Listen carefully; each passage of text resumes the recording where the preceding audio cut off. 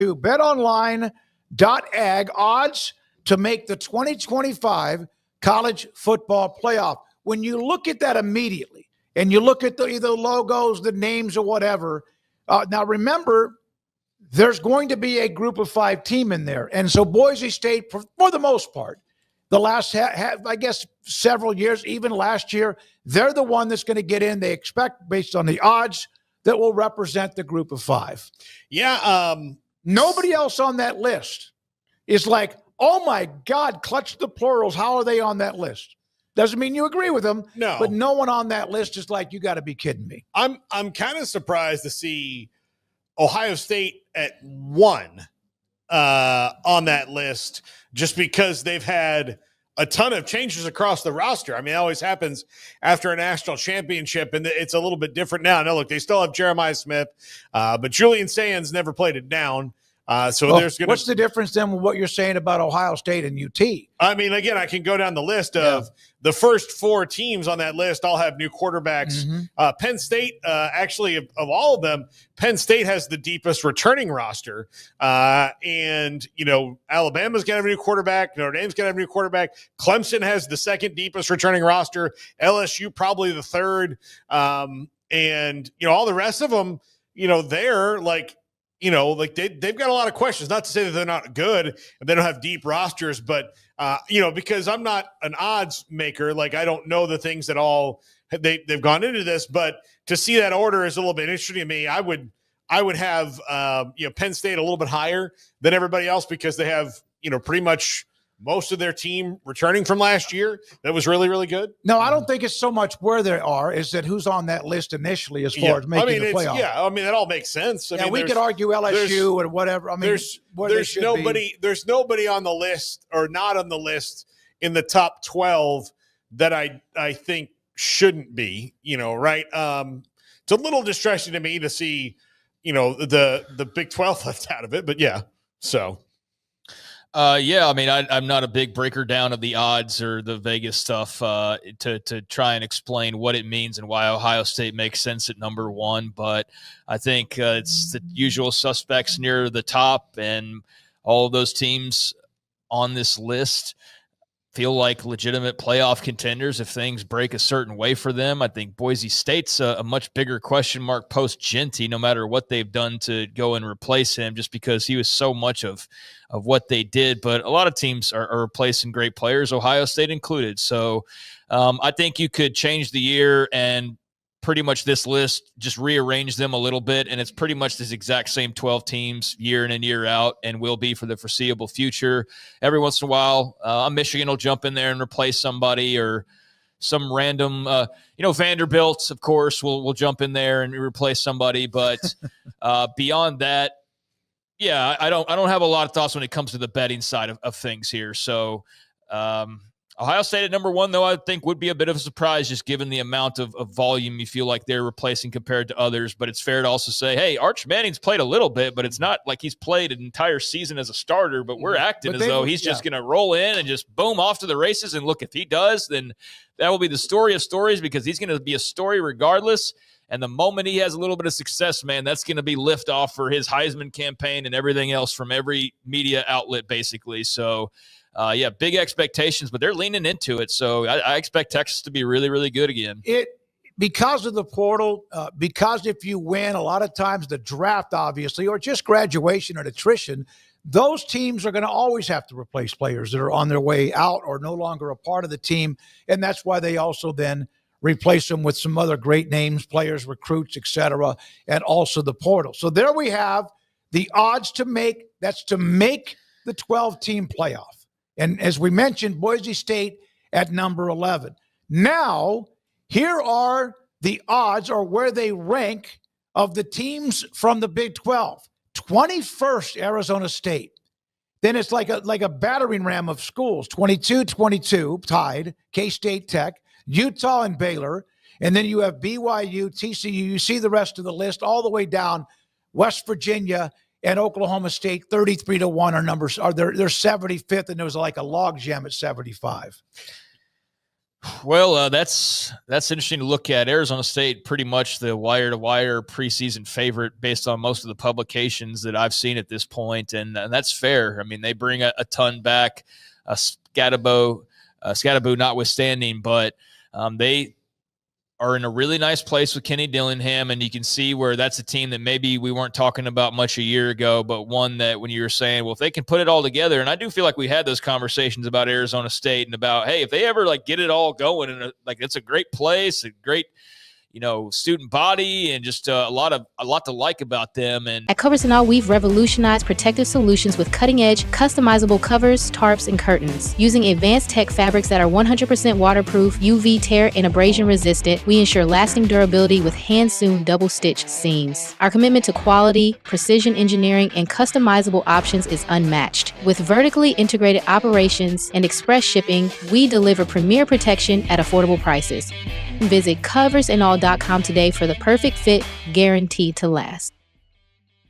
I'm super intrigued by what Kenny Dillingham can do with some proof of concept, some trophies in the trophy case, and a thrilling but disappointing end to last year against Texas. I mean, they've got a lot of mojo. And then I feel like beyond that, I mean, you could replace them with K-State or Tech or Utah or Baylor or BYU or TCU or Iowa State, and I think I'd go to about right there and say any of those teams could win the conference. Yeah, Iowa State's a little lower than I thought. That's why it's a clump between 21 and 30, basically, of a bunch of teams that are about the same. I think it's the difference is negligible when you get to that point. I think it's with especially – I mean, even the people who cover the league don't know it well enough to really separate these teams. And Vegas, with all of their knowledge, doesn't really seem to know how to do it either. And it's because I think it's an impossible exercise to be perfectly exact on how the Big 12 is going to look year to year because it's so close and there is so much parity. But Arizona State makes sense. And all the rest of those, you could easily see hoisting the trophy at the end of the year, but not much separates them on the field. And so not much separates them really in these rankings either. And I think that'll bear out with the top 25 polls. You'll have all those teams in that previous graphic will be like the top 12 teams, and there'll be one or two that's rearranged. And then eventually you'll get into like 20 through 25, and then the others receiving votes, and that's where you're going to see all of these teams. And that's basically the vicinity of where they are in these odds too. So, I don't think anybody quite knows how to break them apart. The only thing most people agree on is that none of them are the elite of the elite and are not, top 10 caliber teams, I guess, in the eyes of those, putting this out there. Yeah, there's just a clump. You know how we always talk about the preseason or even the weekly AP top 25? There's always 3 to 4 teams where between 20 and 25 that get into the top 25. And in this case, it's almost, how would you view this? That nobody knows, that you don't know because the Big 12's history. And the point is, would you, like if somebody said, pick the Big 12 winner, but if you're wrong, you lose a pinky. You might be able to do that in the SEC or in the Big 10. At least the numbers would be 3 to 4 programs rather than the fact there might be 8 to 10. Yeah, nobody runs away with a Big 12. And look, nobody really runs away with any league now, but there's not generational teams like Ohio State and Michigan and Alabama and Georgia in this league. So, 3 to 6 players can sway the league that you lose or gain in any single year. So, like last year, I think that, the league kind of swung, because Cam Scatterby became a thing and that Sam Levitt became a thing. And teams, they were just really, really hard to stop. And, Cam Rising wasn't healthy, and that's all it took. And Baylor had to make a quarterback change that worked out for them. That's how things can swing in this league really fast, is where in other leagues, maybe it doesn't happen that way. So it is really, really hard to pick. Well, go ahead, Craig. I mean, for years, you could sit there and say Oklahoma's going to win the league, and for 7 years in a row, you were right. And it's just not that way anymore, but I don't think it's that way in any other leagues, because there were years and years where you could basically bank on Alabama, but not to the 7-year extent, but you could always feel very strongly about that. And, of course, others would pop up from time to time and have, like a Georgia, Florida, whoever, LSU, et cetera. Texas just, a year ago. But I think these bigger conferences, it's just much harder to predict across the board. And when you have a league where I think 1 through 16s pretty much all looking each other in the eye, it's that much more difficult.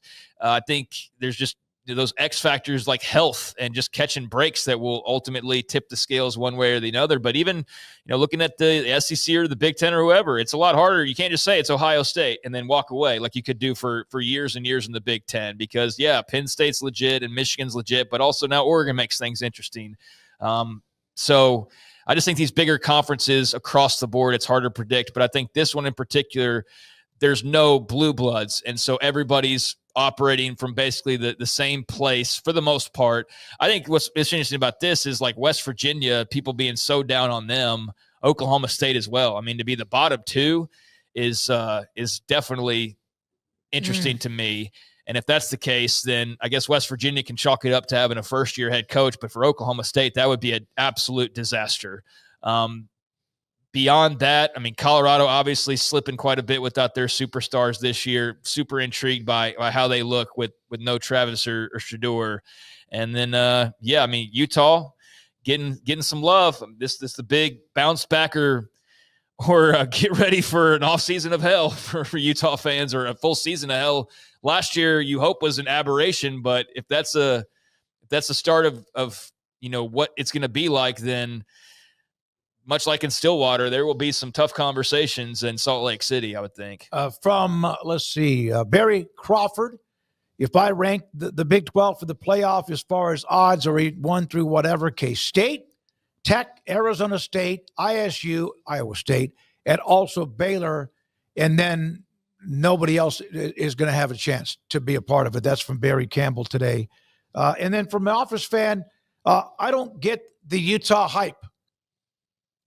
The Utah hype is they had a big issue with their quarterback last year, and they're banking on not having a big issue with their quarterback this year because they've got Devin Dampier and not Cam Rising. So there's the belief that they will be much improved and just know who the quarterback is every week and not have stretches of weeks on end where they're playing the keep away from the press, whether or not the quarterback's available health-wise game. So just that alone, you would think improves things. Defensively, they're Utah. They should be very good defensively. And then their offensive line is expected to be one of the best in the entire country. So only thing I'm not pointing out there is basically skill guys. And I don't know that they have any superstars at the skill positions, but I think that they have quality enough, players that if the rest of it operates well, then that'll all fit together into a nice puzzle. So you're banking on them being strong in the areas they're typically strong again. And in the area where they were really weak offensively, quarterback, you're expecting them to have a great O-line and a very dynamic dual threat type quarterback to make things exciting. So that's where the Utah, and just the fact that for people who believe in their bounce back, that last year was an aberration, that it was that rising injury, that it was moving into a new league, that it was just catching some bad breaks like in the BYU game, and that was not typical Utah. But we'll see, because if they repeat that last year, then man, oh man, social media will not be a place I would go as a Utah fan for a very long time. But they kind of set themselves up for that in some ways. Yeah, the Utah fans are waiting to jump in and see that last year was an aberration, and then again they might just back away, which is what happens. Fan bases do that all of the time. One note that I had that was that, Utah will bounce back. They've got a great football coach in Kyle Whittingham, and that is true.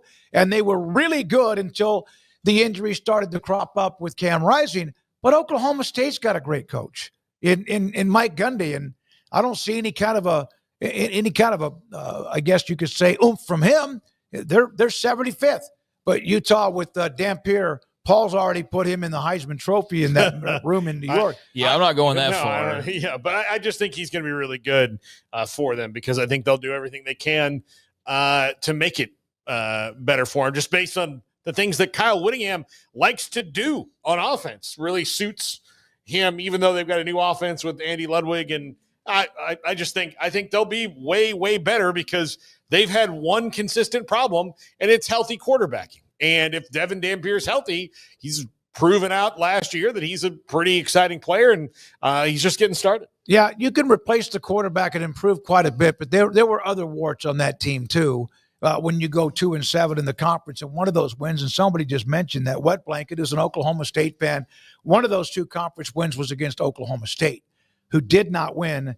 a conference game. Yeah, they also, I mean, to be fair though, they also had, and this like it's kind of pointless. Your point is very valid. I think for what I'm about to say, I know it's kind of pointless to sit there and go, well, last year translates to this year, because I think that's less true than ever before in college football, that every year it truly is a new team. Now, you might bring back half your roster or 3/4 of your roster, but for the most part, year to year, not only because of what you've maybe changed up in the portal and all that, but what everybody else has done, it's just impossible to think that things just stay status quo.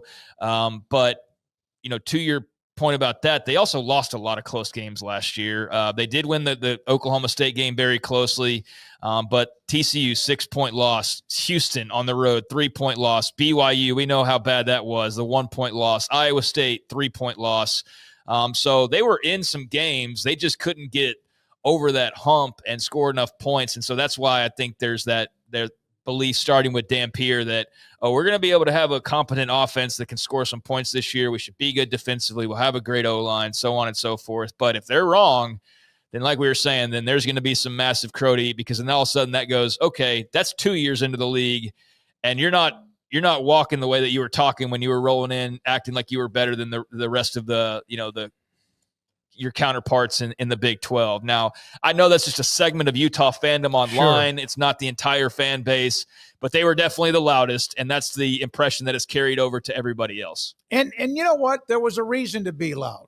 They had won some Pac-12 titles. They had played in big games, but it was almost an aloofness that I think when they popped in. It's one thing to – they don't want to be there. It's one thing – it's okay. There was part of it was from at least some segment of them is that they were too good for the league. They didn't want to be in the league. And look, when you had worked as hard as they had to get into the Pac-12 and you'd worked so hard to become a power conference team, like you can understand you finally get into a place that seems like it fits really well. It's got some cool road trips, all that. You're playing for the league title on a regular basis. Then yeah, I think you would like that. Easier travel, better this, or more preferred that, what have you. But they rolled in. The problem was, to me, from my vantage point, and I didn't lean into it super hard, but when it did seem like people were really talking that talk, you wouldn't think you were talking to a fan base that had won the Pac-12 or played in some Rose Bowls, not even necessarily won them and played. You would think that you were talking to like Alabama fan about their program. And that was the issue that I think most Big 12 fans had, was like, hey, we respect what you guys do, but don't roll in here acting like you've won 10 national championships and everybody else is like these measly peasants that you're having to play with. I mean, that was the issue that I saw more than anything from the Big 12 reaction to Utah fan online. Yeah, I was looking inside the Phil Steele magazine. They were COVID at 3-2, 10-4, 10-4, then 8-5 and 23. Things started to slip a little bit, and then of course last year they finished at 5-7. But they had done well in the Mountain West, and they had done better than I think I expected as far as in the Pac-12. But yeah, there was almost their own athletic director was shooting down reports. Our poop doesn't stink about the Mark Big 12. Harlan, I mean, and granted, at that time he thought that was true because he was being told by George Kleofkoff of like, we got this great deal, Apple TV and blah blah blah, $50 million a year. Tim Cook is going to come to our birthday party. Yeah. Tim Cook's going to throw birthday. We're going to celebrate. We're going to play games on Apple's campus or whatever the hell plans they had cooked up.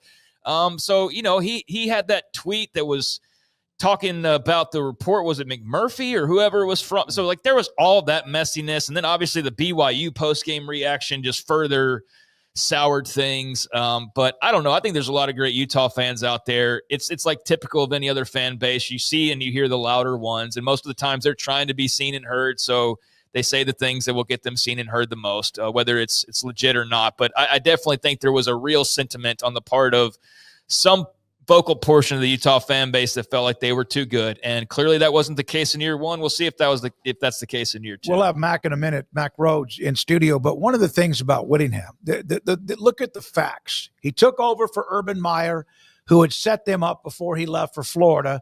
So the first bowl game he went to, the Fiesta Bowl, that's Urban Meyer's bowl game. Okay, what? I mean, yeah, but that's not fair to Kyle Whittingham to just change him that already. He's the interim coach. Yeah, but like, I meant the first. Okay, that one. Yes. Okay. Yes. That The was first Paul I thought you were cannot talk about Urban Meyer Right. without No. losing a brain cell. No, Your hate for him, I understand it, but I was only You saying misunderstood. Yeah. that No, was I the thought it first was year just- Urban left. Whittingham coached the bowl team. Okay, that's not how it came out. It was his like first bowl game of like his first season. Like, No, okay, I yeah. mean, No, yes, if that you would have one, let me yes. finish, I could have. Well, that's Yeah. fine. No, I get it.